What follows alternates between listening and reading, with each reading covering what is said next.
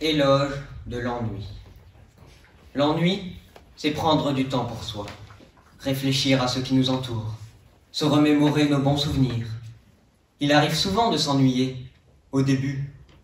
S'ennuyer est barbant ou rébarbatif, mais vite, on se rend compte que c'est nécessaire. Il faut s'ennuyer pour se souvenir, pour prendre conscience de tout ce qui nous reste à faire, pour rêver ou imaginer notre futur.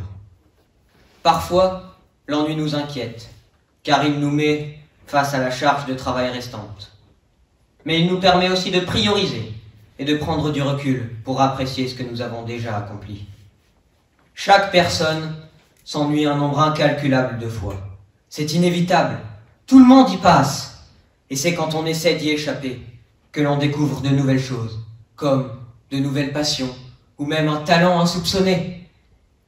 En tentant de fuir l'ennui, on essaie des activités que l'on pensait inutiles ou simplement inintéressantes comme la lecture ou les balades en forêt.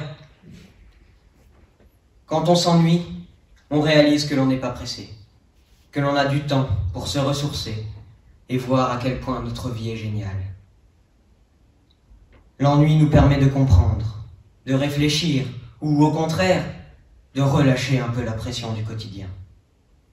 C'est après une longue semaine de travail, où l'on doit respecter des horaires stricts et inflexibles, qu'on rêve, ne serait-ce d'un court instant de pause, dans la furie de ce fardeau hebdomadaire.